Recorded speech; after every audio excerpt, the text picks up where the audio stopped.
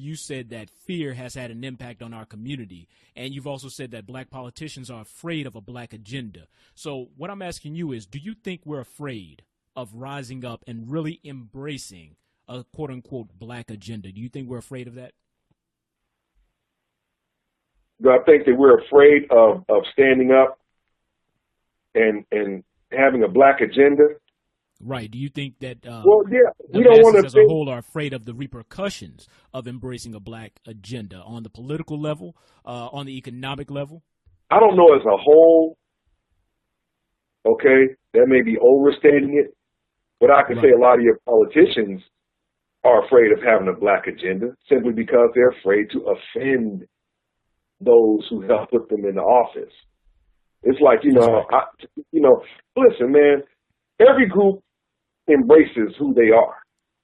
They don't ever call Asians too Asian, Koreans, Koreans too Koreans, or Vietnamese too Vietnamese, or whites too whites, or Jews too Jewish.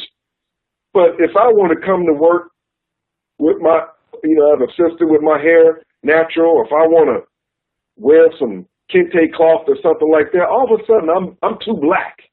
That's right. I'm embracing my blackness too much. I'm militant. But in the white sense, you're patriotic. If you come to work with red, white, and blue on and the flag, you're being patriotic. But if I come with, what I have on, I'm not being patriotic. I'm being militant. You're the angry black man or the angry black woman, or you're too African, or right. Well, that's what they call me with the whole guy sending me a message on Facebook. He said, "Man, I went to your page and you're just so bitter." It's all about religion, who hurts you. And it's typical. A white man sent me a message on Facebook saying he didn't appreciate our mission. And on our Facebook page it says, "We are awake, we are aware, and we will rise up."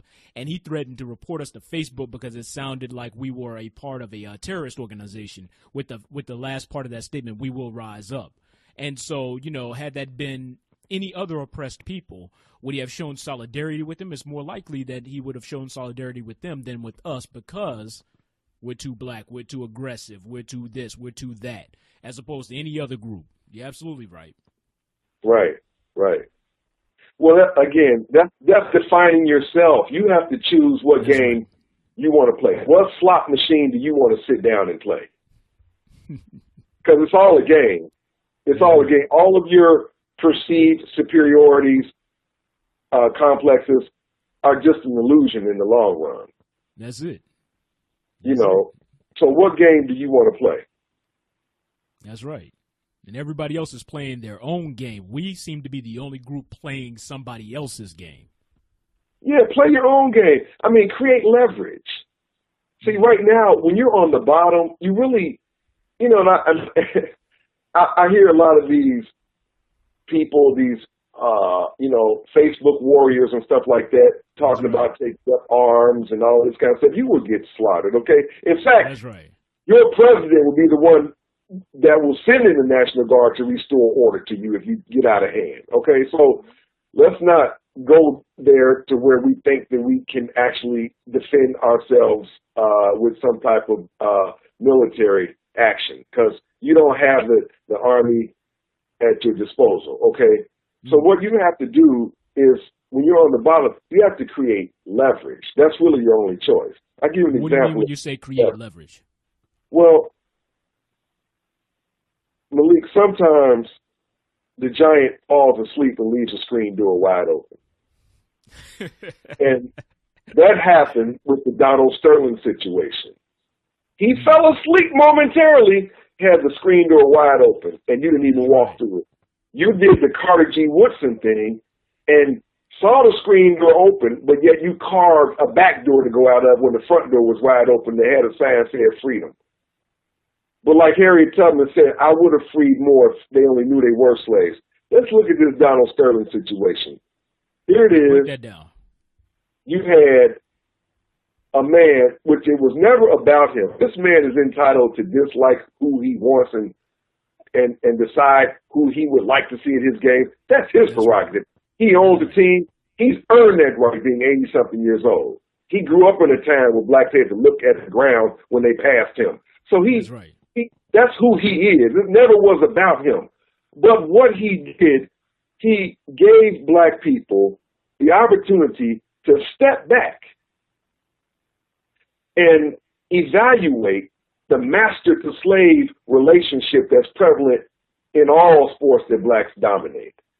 So what we should have done was boycott, because what boycotting would have done was to create leverage. Now you say, okay, we'll come back and play, but now you have to capitulate.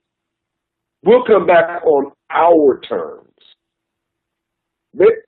Every black person in America could have got $1 million. They would have been happy to give away $40 million compared to the money that they would have lost in hotels, in restaurants, beer ads, and these other advertisements. You know, the money that's brought to the city, the stadiums, the owners, the GMs, the corporate execs, the attorneys. They need black bodies to survive. Michael Jordan brought $10 to $30 million a night to Chicago every time he played. So it wasn't about getting mad.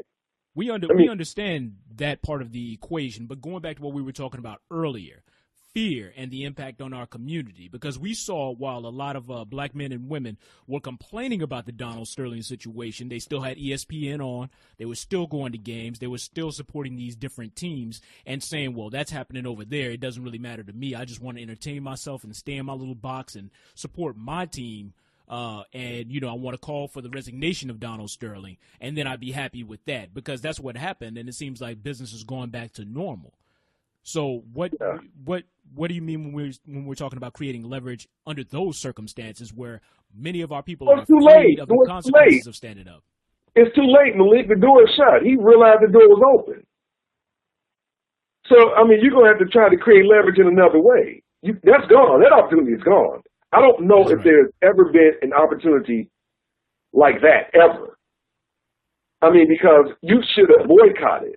Not because you were mad and angry, but because it would have bought you time to evaluate the slave master relationship that's prevalent, slave master, you know, the relationship in sports where blacks dominate. You know, how we don't have general owners, how we're the people playing, not the people in the press box, not the people that's owning anything, not the quarterbacks of the NFL, not the financial agents. None of that. We're the players, mainly. If we are the majority of the talent on the field, then we ought to be the majority who owns that talent on the field. That's right. And that's exactly what we were saying following this incident. Don't just boycott boycotting and then go right back. Boycott, pool your resources, and let's start talking about creating our own leagues. Going back to the days prior to segregation when we had those leagues and we were profiting from it and there were people from our communities. We can go back to those days. You agree with that? I agree, but again, you mentioned segregation. Again, we're still segregated, like I mentioned earlier. Oh yeah, most definitely. But we're not. But right now, Brother Malik, we're not. This is not Jim Crow. This is James Crow. See, James Crow is a much more refined version of his crude brother. That's right. James Crow will allow you to do this. He'll even pay you good. Oh man. But just like his fraternal twin, you're not going to be included in the economics, so to speak. Now, you know, the problem is that blacks mistakenly have been on a journey towards being included in we the people. You see what I'm saying? But that journey has always been too rocky, because the worst thing that an enslaved and conquered people can do is to seek inclusion in the culture of their conqueror. Because what will wind up happening is that the conqueror will ultimately steal and exploit the culture of those they've conquered. So the best thing that a former enslaved and still enslaved and conquered people can do is to define themselves as a separate entity and nation in order to have territorial jurisdiction over their political, economic, and social affairs. See, when you attempt to include yourself in a dominant culture that is still tethered to the precepts of what's called the American slavery legal system, you'll always get the short end of the stick, because you'll always be on the outside looking in. Let me explain something. first of all, let's go to the Bible for example. Let me clarify what I'm saying. The Bible has had the greatest influence on race relations in this country. That's right. Because its precepts are principles that determine how you think and what you believe and how you're supposed to behave. It's not law. Laws are basically things that are given to you by your city, your state, your county, and there are penalties for breaking these laws. We're not talking about that. We're talking about precepts, just the natural, so-called natural order of things. The precepts spelled out the relationship between the master and the slave in the Bible. And the most fundamental precept of slavery was that God divinely ordained whites to be superior and rule over the inferior blacks. And these precepts of black inferiority became the general rules that regulated the thoughts and behavior of even the poorest whites who perceived themselves as being superior to blacks. And these precepts of inferiority ultimately found its way into the legal structure of slavery. That's right. And it enforced an inferior position upon blacks. That's why you see the laws might change, and amendments might be added over time, but precepts linger. You can't legislate how someone feels. That's right. We shouldn't even be focusing on that. It is what it is. I don't have to like you if I don't want to. That's right. You're trying to get me to like you and to be included. You're trying to include yourself. And it's not even about that. It's about seeing yourself as an animal that you are. We all are animals. You can say what you want about that. I'm sure the Bible will have, your Christians will have some argument with that, but you are a mammal. You are you're not only a mammal, but you also, do the same things that all other animals do. What goes on Wall Street is the same thing that goes on in the jungle. Okay, you're a primate. So your main still thing subject is to natural laws. We talked about that with the Asafo Gun Club. We're still the subjects of natural law, and we still natural laws. You're either at the table, you're either on the table or you're at the table. That's right. And you're either eating or you're getting eaten. Or you're getting eaten, and you got to see yourself as that, because when you don't, that's right. You're seeking. You're going to the people who are excluding you and asking them for favors and asking them to love you, which is understandable because the people who have once been enslaved and have once been abused, the natural reaction is to want those who have abused them to stop abusing them. Just love me. Just like me. Just include me. I'll do anything. I'll do my job.